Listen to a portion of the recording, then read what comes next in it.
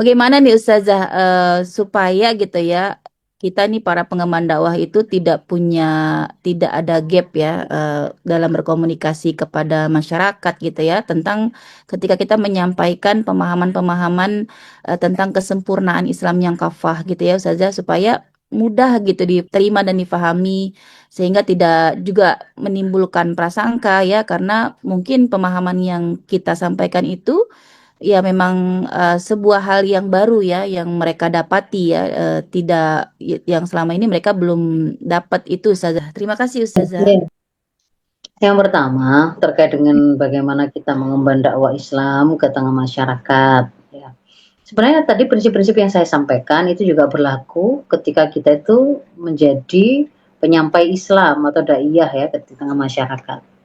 Tapi ada satu hal yang ingin saya tambahkan untuk menambah kepedean dan kesekyuran kita dalam menyampaikan Islam kafah ini adalah Syekh Taqiyuddin Nabhani menuliskan begini, bahwa Islam itu sebagai sebuah ideologi atau mabda, dia itu punya potensi untuk mudah difahami dan diterima oleh siapapun.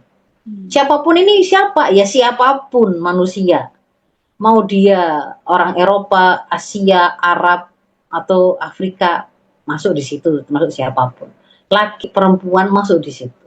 Berkulit merah, berkulit putih, ada dari ras, dari etnis apapun juga bisa masuk ke situ.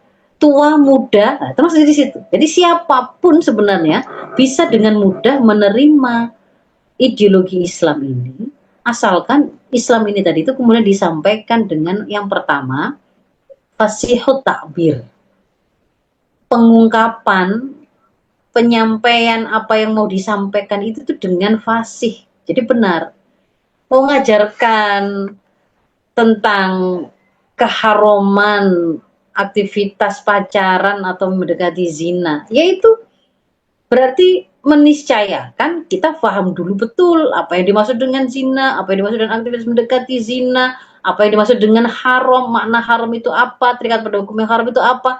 Ketika sudah paham, maka kita kemudian menyampaikan dengan apa yang seharusnya kita sampaikan, maka itu adalah fasih. Lalu yang kedua, kalau disampaikan dengan wadihul bahasa yang jelas. Karena makna-makna itu kan dibawa oleh lafaz. Orang itu dengar ada makna tertentu itu karena ada lafaz yang kita keluarkan, kan gitu ya. Ada kata-kata yang kita keluarkan, yang kita sampaikan, kita susun. Nah, ada kalanya satu kata itu menjadi kosakata kita, difahami oleh kita maknanya, ada kalanya umat lain, kaum lain, orang lain tidak ngerti itu. Maka harus cari yang sesuai dengan apa yang dia pahami. Jadi makna yang kita maksudkan tadi, yang benar tadi itu dibawa oleh kata yang tepat untuk membuat dia itu menjadi jelas, bisa diterima. Bahasanya jelas, diksinya jelas. Dan yang ketiga itu adalah sodikul lahjah. Dialeknya itu pas, sesuai dengan kebiasaan yang ada, hurufnya terasa cocok pas memang. Jadi kalau itu adalah sebuah pertanyaan, dia juga bisa menangkap itu sebagai sebuah pertanyaan. Ketika itu adalah retoris, gitu ya, dia juga bisa menangkap itu dengan huruf yang, dengan dialek yang dipakai itu dia, oh itu sebenarnya dia itu ngajak untuk mempertanyakan. Ketika itu terasa penekanan, dia terasa penekanan. Jadi memang benar gitu. Bukan kemudian karena beda dialek itu menjadi nggak jelas, satunya itu mengira satunya itu merasa bertanya sedang nunggu jawaban, yang ini mengira itu pernyataan nunggu kok diem. Jadi gak ketemu gitu ya. Jadi harus kemudian di situ. Nah, hal-hal yang kemudian kita bisa gunakan untuk merealisir tiga hal itu, termasuk misalkan kita menggunakan bantuan teknologi audiovisual untuk memperjelas penyampaian yang benar yang kita sampaikan, dia dibolehkan begitu. Tetapi hal yang sifatnya teknis itu tidak mengalahkan tiga prinsip tadi. Nggak harus semua penyampaian Islam itu harus dalam bentuk video, nggak harus ada musiknya, nggak harus. Sehingga kalau kemudian halakoh pasti anak-anak itu nggak akan, anak-anak muda pasti nggak akan mau, enggak. Jadi berawal dari tadi sudah saya terangkan. Sebenarnya kalau worth it, mau itu sekian jam, lebih dari 2 jam, dan sifatnya itu hanya ngobrol, nggak pakai kemudian di situ ada joget-jogetnya, bisa tahan. Asalkan kemudian mereka bisa merasa dari setiap kalimat yang disampaikan itu worth it, berharga untuk saya dengar. Nah, itu prinsip yang tadi belum saya sampaikan ya, saya masukkan. Sementara yang lain adalah apa yang sudah saya sampaikan tentang bagaimana kita membangun komunikasi dengan generasi muda tadi, semuanya bisa berlaku untuk ketika kita membangun komunikasi dengan umat. Bahwa kita harus secure, kita merasa pede, itu bukan karena gelar kita, bukan karena saya bunyai, bukan karena saya ustazah yang pernah nyantri, tapi cukup dengan kepedean kita itu sandaran pertamanya adalah yang kita bawa itu adalah Islam. Islam itu al-Islamu ya'lu wala yu'lalai. Islam itu tinggi, tidak ada yang lebih tinggi dari dia. Oh dia itu adalah lafaz, ujungnya itu kan kalam Allah. Wahyu Allah. Berasal dari zat yang menciptakan alam semesta semuanya ini loh. Termasuk orang-orang yang paling mulia menurut pandangan hari ini, yang paling kaya, yang paling tinggi jabatan, yang paling berderet gelarnya. Itu masih ciptaannya Allah. Nah ini kalimat yang kita sampaikan itu dari Allah. Maka ini ada kalimat yang lebih tinggi pasti ini, pasti paling mulia, paling tinggi, mengalahkan kalimat apapun. Sehingga kita pede kalau kita memastikan yang kita sampaikan adalah Islam tadi. Maka tugas kita kan memahami Islam itu, mentajasatnya kepada diri kita, artinya kita mengamalkan, kita paham, kita mengamalkan, maka kita menjadi layak untuk menyampaikan. Itu. Tapi kalau belum ya memang menjadi tidak layak. Kalau kita belum melaksanakan, ya merasa insecure. Kalau kita tidak paham, ya nggak secure, kan gitu kan ya. Jadi harus itu. Lalu yang berikutnya, waktu berinteraksi dengan mereka, mereka dengan level berpikir yang berbeda-beda, tentu saja membuat kita juga harus kemudian membaca fakta itu. Bagaimana membuat mereka terkoneksi dengan kita, kita merasa mereka merasa kita dengarkan, berarti kan kita harus dengarkan ketika mereka menyampaikan persoalan. Bahasanya mungkin berbeda dengan bahasa di syariah. Mereka menyampaikannya harga-harga ini mahal sekali. Bahasa syariah mengatakan perekonomian yang diterapkan hari ini itu bukan ekonomi Islam tapi ekonomi kapitalis, membuat krisis ekonomi berulang. Nah, ini kan nyambungnya gimana? Nah, di situ kan kemudian membutuhkan sebuah keterampilan untuk melakukan pendekatan apa yang dimaui oleh umat dengan apa yang sebenarnya dibawa oleh syariah. Sebenarnya yang dibawa oleh syariah itu apa yang mereka butuhkan. Tinggal kita kemudian menemukan bahasa yang tepat. Nah, itu kan tadi ada diksi tadi.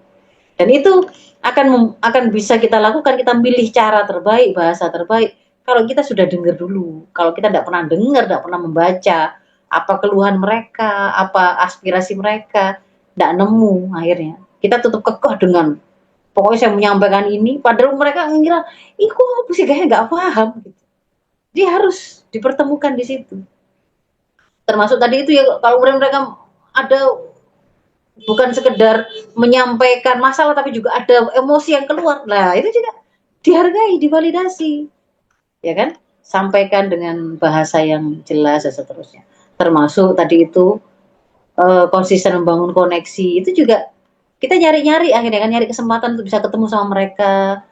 Lalu kalau sudah terjalin hubungan, kita pelihara, gitu kan? Kita pelihara. Kalau nyari kesempatan mungkin, oh di sini ini ketemunya secara alami itu pertemuan arisan, pertemuan RT, majelis taklim misalnya.